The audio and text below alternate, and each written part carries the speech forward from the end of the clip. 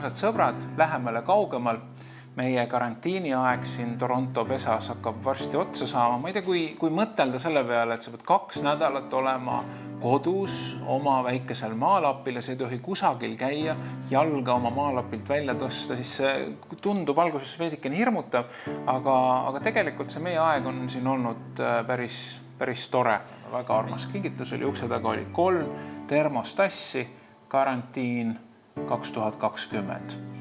Aga muidugi me jääme kohvi ja teed ja ma ei tea, mis veel siit seest joomadust ka pärast karantiini aega, mitte ainult selle 2 nädala jooksul. Aga alustuseks väike tutvustus, milline meie Toronto pesa siis üldse välja näeb.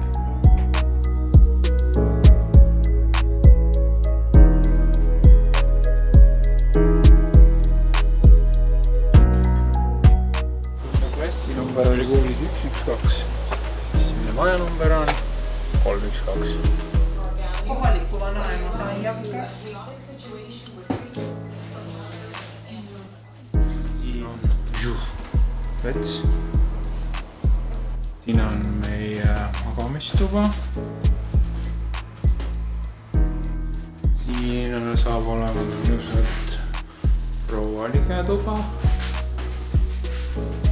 Siia saavad meie külalised. Mimmi ja Miku ja Hanna ja Sven. Selline köögipind.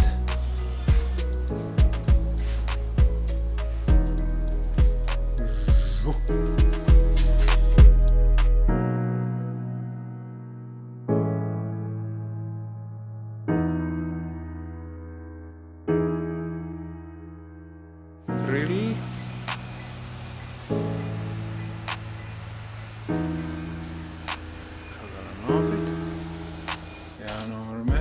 Oi, normaalne on kõrvaklapid tehtud siia ja Kanada särk, Kanada müts, padjad, hokikepp, Toronto Maple Leafs, Estonian Solely, all others will be towed. No mida me siis teinud oleme siin selle Toronto aja jooksul? No esimene asi, millest me osa saime, oli hästi tore ja armas vastuvõtt, kui me jõudsime lennujaama taksoga siia J-Bell Grow tänavale. Ootas meid ligetiim ehk Toronto koguduse meeskond, kes olid siis ette valmistanud meile selle maja ja pannud oma hoole ja armastuse. Ega me lõpuni tõenäoliselt ei tea ja näegi seda vaeva, mis siia kõik pandud on, aga see, mida me juba näeme ja mõistame, see on väga suur, juba väikestest detailidest alates, lõpetades üldse kogu selle koduse keskkonnaga siin. Aga väga hea tolmuime on näiteks siin, mida Monika hea meelega tutvustab. Siin elab mu selle maja parim sõbranna.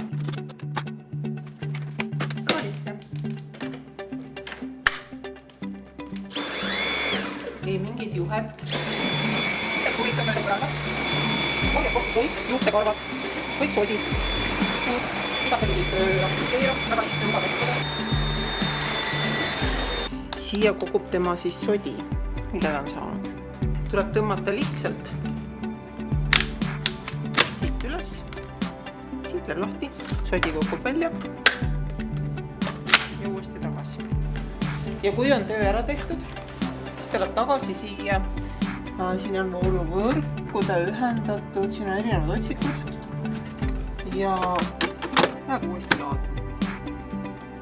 Võt. Võib-olla see esimene märksõna, millest me siin osa saanud olemegi see, et kohalikud inimesed on väga palju armastust ja hoolt panustanud sellesse paika ja tegelikult panustanud meisse ja selle üle oleme hästi tänulikud. Üllatus. Mis siin seina peal on?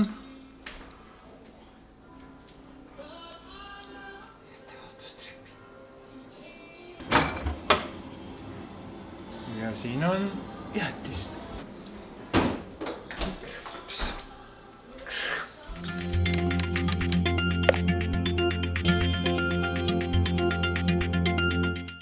Mina olen siin Torontos ikka oma põhitegevuse juures ehk siis arvuti taga küll muusikat tegemas, küll videosid tegemas, olen Toronto kogudusele 3 videot teinud jutluste või selliste pühapäevasõnumite ja tervituste näol, Missioni kogudusele 1 tervitusvideo teinud, koolile mõned videod.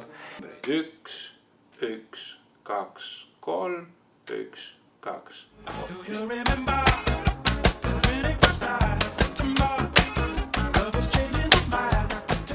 Ja arvestades ka seda koroona kõverat, siis ega see praegu paremaks väga ei paista minevat ja kuna Kanadas niikuinii on kitsamad need piirangud või suuremad piirangud kui näiteks Eestis, ka koguduse osas, kogudus võib küll koos käia, aga väga tugevate piirangutega ja ka näiteks maskikohustusega, siis mine tea, võib-olla minu peamiseks väljundiks jääbki väljund videote kaudu siin Torontos, kuigi ega see just kõige ideaalsem perspektiiv meie jaoks ei ole, sest tahaks ikkagi inimestega kohtuda ja silmast silma olla ja rääkida ja kuulata. No Monika tundub, et naudib seda aega, kuigi ehk tema väljendab sagedamini neid mõtted, et millal ükskord see aeg läbi saab, et saaks jalutama minna, tema põhiigatsusega inimestega kohtuda, poodi minna.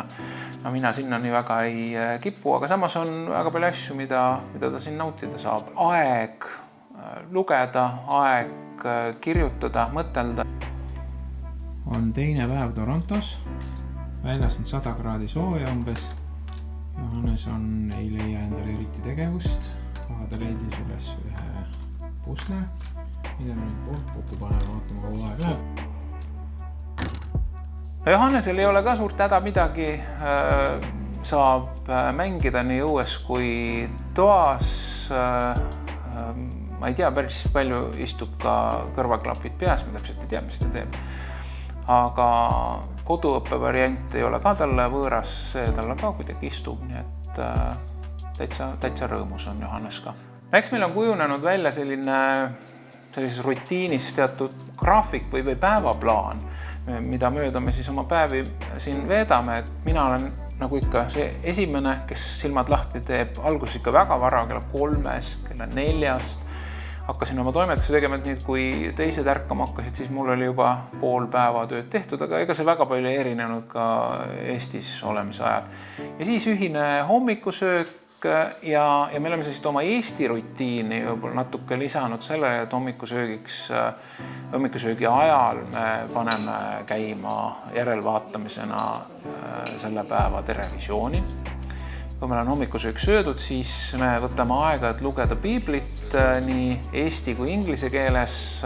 Praegu oleme Johannese evangeeliumi lugemas ja siis väikene palveaeg, siis on spordiaeg, väiksed aeroobika kavad. Et see põhmal juba.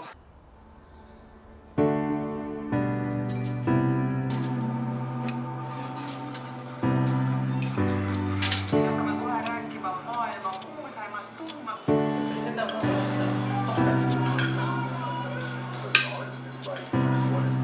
Kirge küll ju.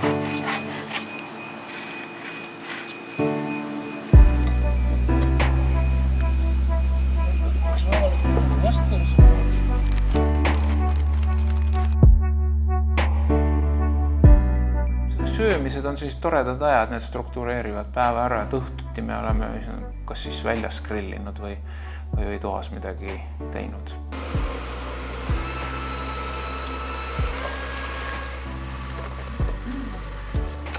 Õhtuid sisustab meil ka NBA mängude vaatamine ja kuna me oleme Torontos, siis lausa loomulikult oleme Toronto Raptorsi pöidla hoidjad, just vist ka Los Angeles Lakersi küll, aga Raptorsi mänge oleme huviga vaadanud.